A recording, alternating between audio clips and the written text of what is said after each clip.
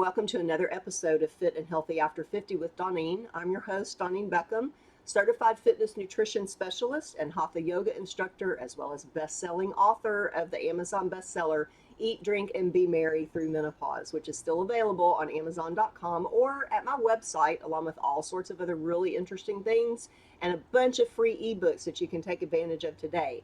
Visit fitnessnutritionconsulting.com for all of that information.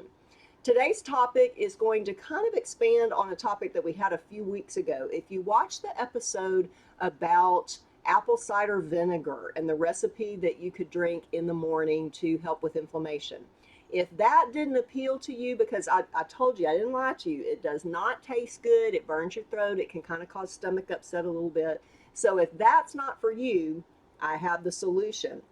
This is an alternative that will help with some of the same issues as far as inflammation, but it will also help to make your joints feel better, make your skin look and feel healthier, help to build collagen back into your skin so that wrinkles start to appear less visible. It'll also help your hair to look wonderful and shiny and healthy and younger. It'll also help your nails. If you have brittle nails or you have a hard time letting your natural nails grow because maybe you've worn false nails for a long time and you're trying to get those healthy nails back, this is going to help. We're talking about bone broth.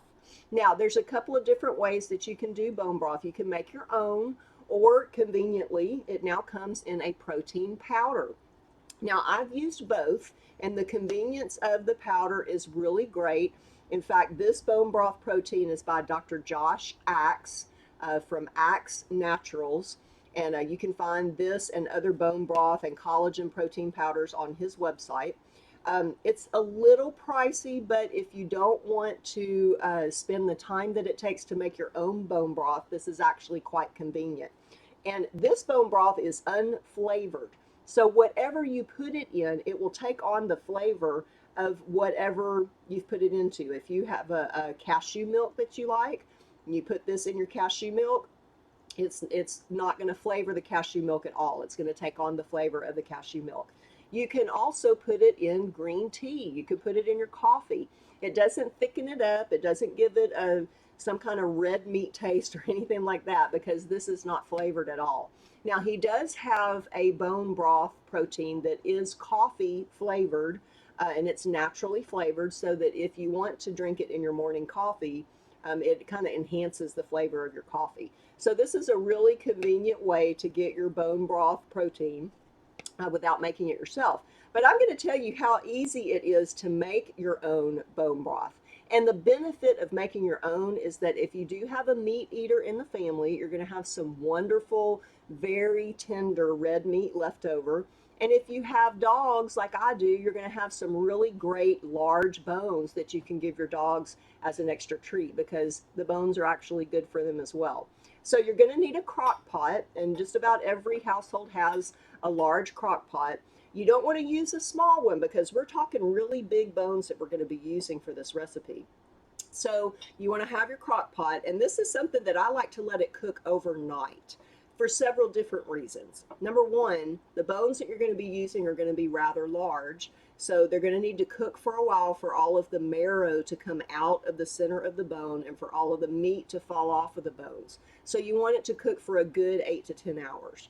And then you're going to add some apple cider vinegar to it, because that's also going to help for the bones to release all of the wonderful nutrients that are in them that you want to be in your broth.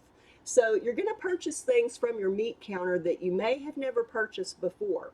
Now, typically, the meat counter in most grocery stores will have some bones already wrapped up that are suitable for making soup stock.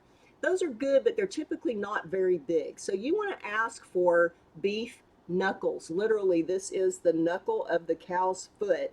It's got tons of collagen protein in it. It's got lots of marrow. There's usually several pretty good chunks of meat around the bone. And then you also want to look for beef short ribs. Now, they're called short because they are short. They're about 3 to 4 inches long, but they're about 3 inches wide. So they're very wide. They have lots of good marrow in the center. And again, they have a good amount of meat, so that for the meat eater in the family, or if you're going to give the meat and the bones to your dogs, you've got something nice left over for them.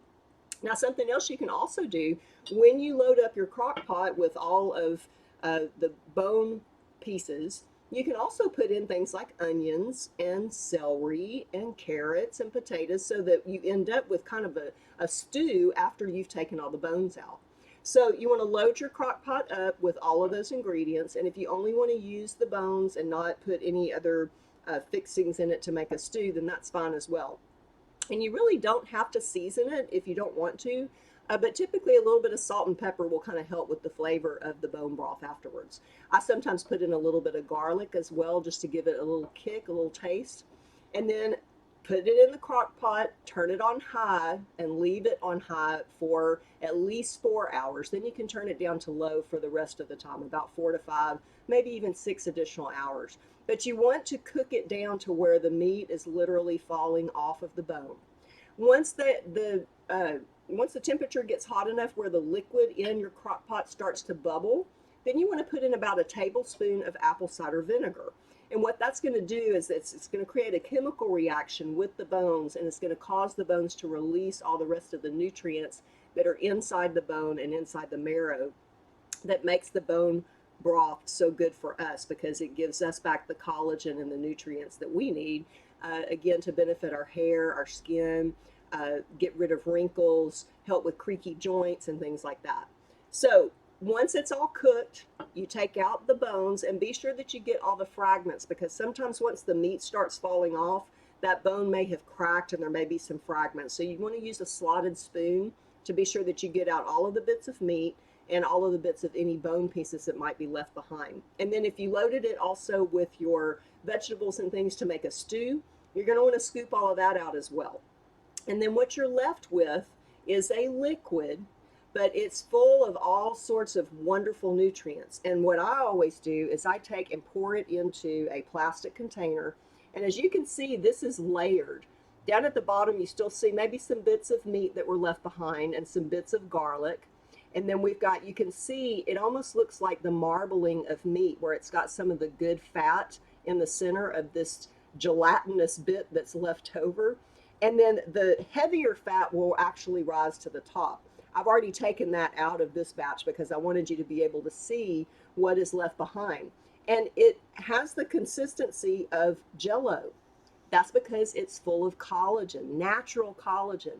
That's the stuff that makes our skin bounce back and not have wrinkles. And that's what makes our joints feel good and lubricated, especially if you exercise and maybe your hips and your knees and your elbows, maybe you're a little bit sore the next day.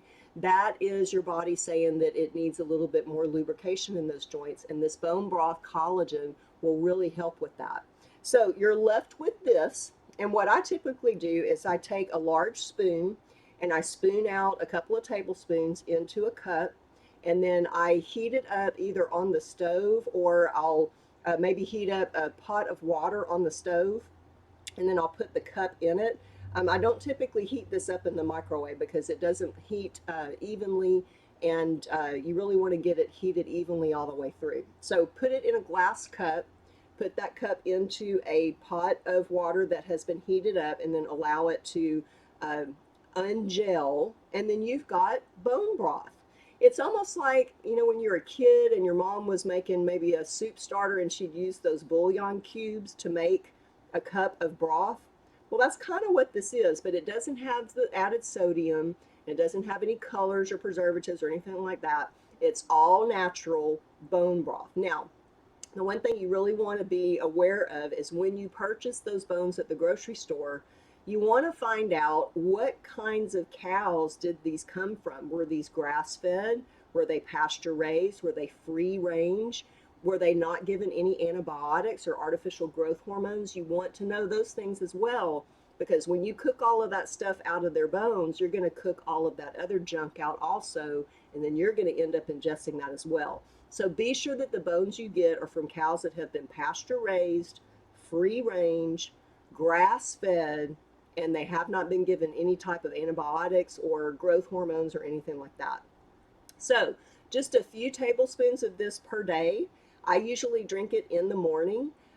It's also really good if you want to put it over some whole grain oatmeal or some maybe some grits or some whole grain sprouted bread, something like that. If you just can't really palate just drinking a glass of bone broth, but it really does taste good. I mean, to me, it tastes like it just harkens back to childhood when my mom would make the beef bouillon, and I always loved it because it was so salty. But nowadays, I don't do that so much. So you may have to develop a taste for it. So if you need to eat it over something, maybe a small cup of whole grain or wild brown rice, you could do that as well.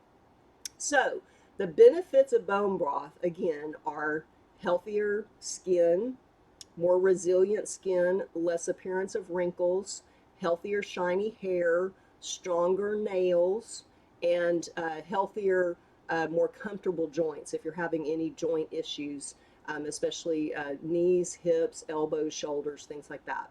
So, for more information about how to keep you and your family healthy, and for free ebooks about all sorts of topics, and to get access to my Amazon bestseller, Eat, Drink, and Be Merry Through Menopause, visit my website at fitnessnutritionconsulting.com. Until next time, stay fit and healthy.